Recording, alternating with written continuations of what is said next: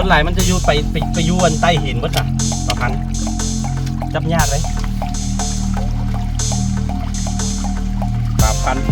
ส่วนหลายจะเป็นป่าพันธุ์เนาะป่าซิวบ่มี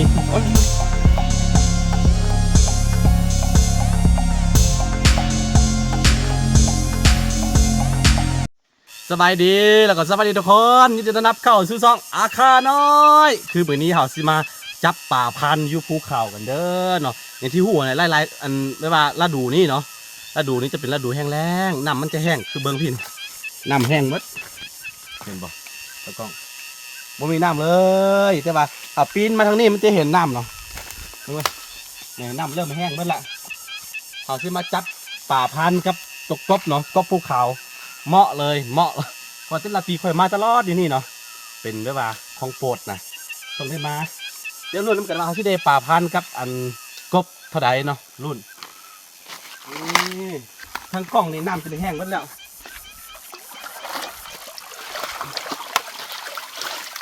เดี๋ยวแป๊บนึงก็ฮอตแล้วดูโอ้ดูพวกเห็นปะแป๊บนึงก็ฮอตแล้วดูไปว่าอันเฝ้านกเนาะนกมากินน้ำแล้วก็มาเฝ้าอัน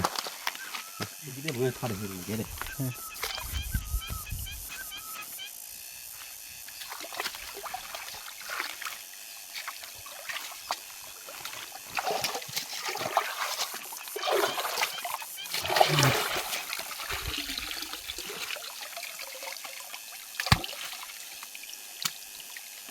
เห็นได้ลูกออดเห็นได้ตัวหวกยังไม่เห็นตัวแม่มันเถอะไม่เห็นกบเถอะอันนี้ก็อาหารชั้นดีเลยไปมกกินพอมกหวกเอาไฟผ่าป้า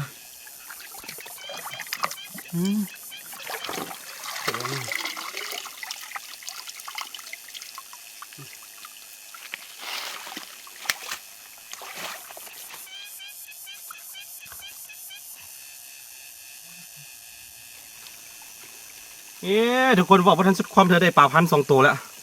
เห็นว่าป่าพันธุ์กระปูโอ้ใส่ปลามันออกไปหมดเด้อหาทางจับก่อน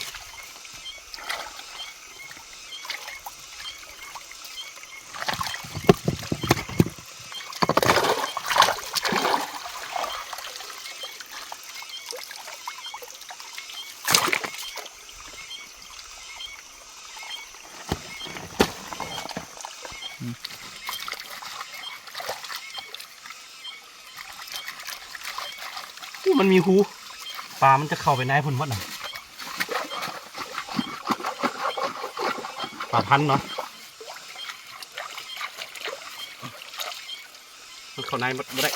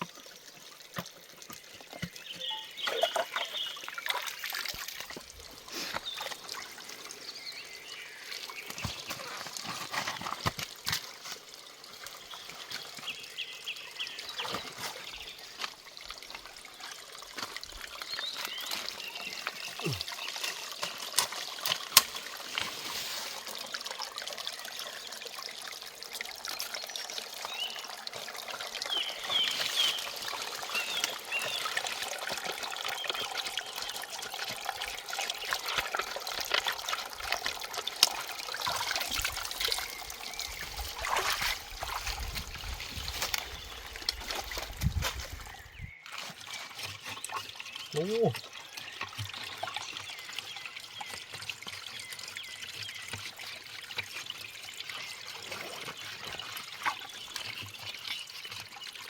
ส่วนหลายมันจะอยู่ไปอยู่อันใต้หินหมดน่ะป่าพันธุ์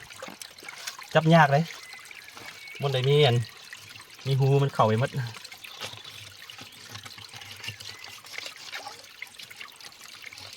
ออกมาป่าพันธุ์เป็นป่าที่สะอาดที่สุดเนาะมันจะอยู่บอนที่มีต้นไม้ใหญ่ๆบอนที่น้ำสะอาดเด้ถ้าว่ามีสารเคมีมันยังปนนิดหนึ่งเนี่ยมันจะดับสูญแล้วตัวนี้ดับสูญหรือว่าบางทีมันก็สิกลับไปอยู่บอนอื่นเขาบ่จักนะเพราะว่าบอนใดที่มีซิดหญ้ามีหยังยาเคมีเนาะมันบ่อยู่ตัวนี้เนาะ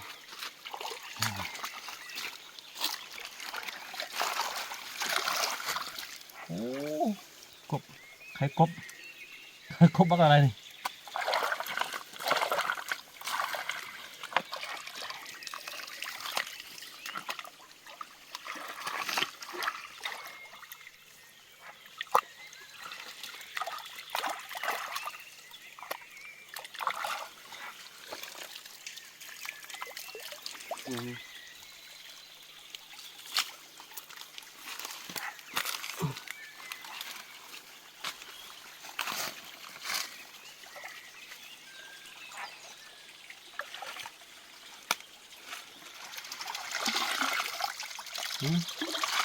ปลาพันธุ์ปลาพันธุ์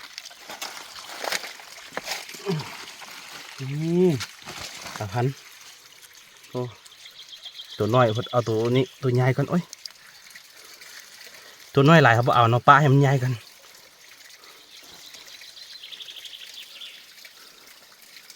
เฮ้ยจับยากใส่ถุง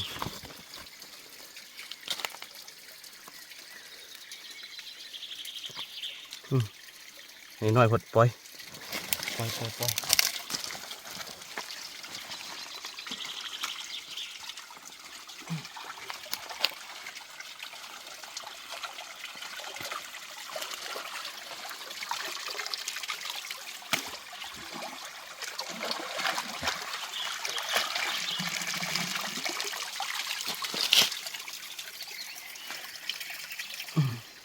เกี่ยวเลย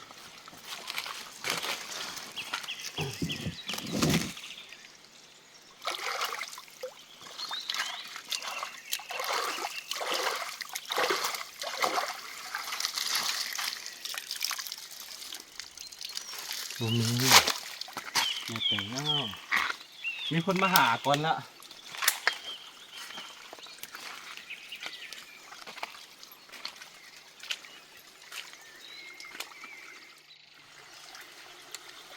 เฮ้ป่าพันธุ์ไรเสือ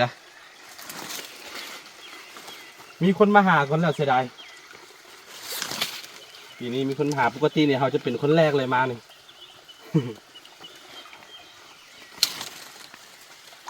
เดี๋ยวลองจับไปพี่ก่อนกองเกียว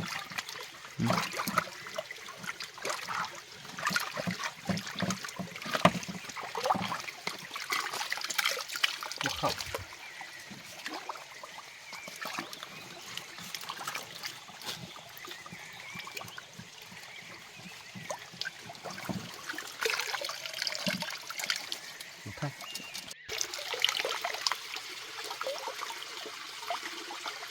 ป่าพันธุ์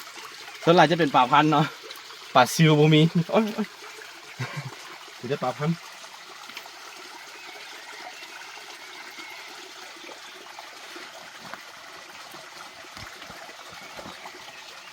อะไรนี่กัน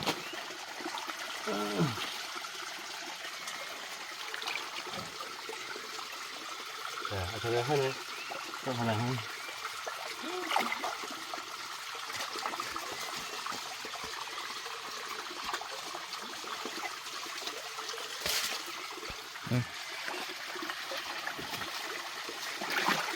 โอ้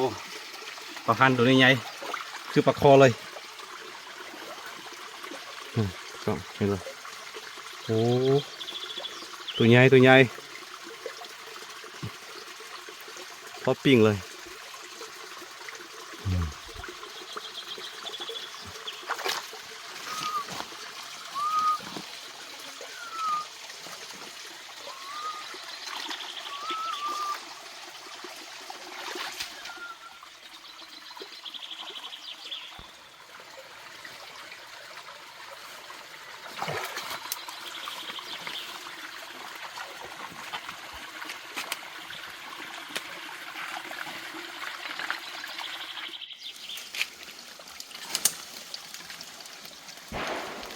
มันเบอร์ข้างนี้สิ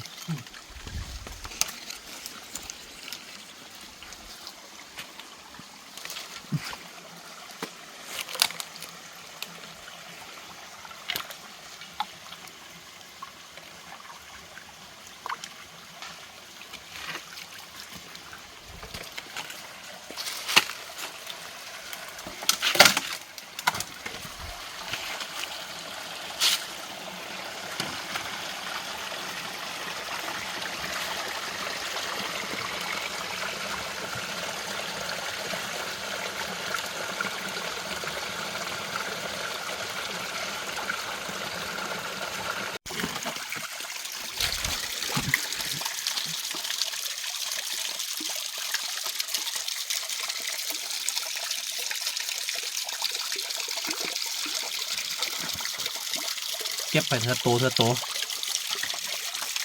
ถ้าคือแต่ละปีเขามาหาเนี่ยโอ้ได้หลายเนาะได้เป็น4-5 โลคนนะ เดี๋ยวนี้ชาวบ้านเขามาหากันแล้วมาคิด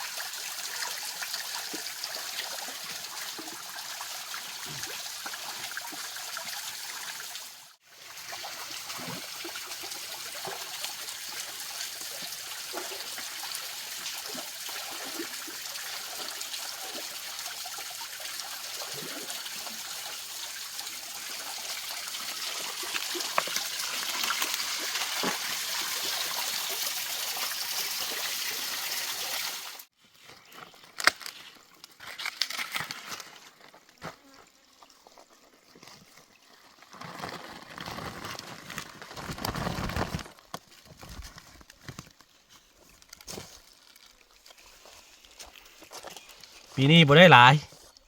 มีคนมาหาก่อนแล้ว ได้น้อยเดียวได้5-6 ตัวนึงโอ้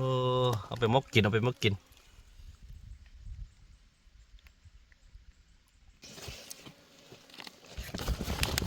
อได้กินขึ้นมาปลาแล้วต้องมีแปลว่าอาหารกลับไปเนาะติดไม้ติดมือไปบ่ได้กลับไปมือเปล่านี่แหละความอุดมสมบูรณ์ของบ้านเฮารู้สึกว่ามืดๆแล้วแต่ว่าอยู่นอกยังมีแดดอยู่3-4 โมงแรง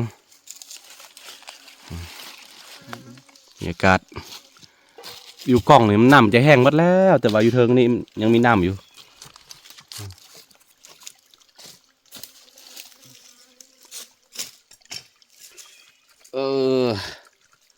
ว่าเดี๋ยวมาปลาโดนเนาะ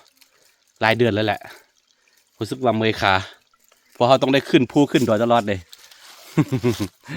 โอเคทุกคนถ้าใครมักคลิปแบบนี้ก็อย่าลืมเนาะกดไลค์กดติดตามซองอาคาน้อยไว้เนาะเวลาค่อยลงคลิปแล้วจะได้เห็นก่อนเนาะโอเคเจอกันไว้ในคลิปหน้าทุกคนสบายดี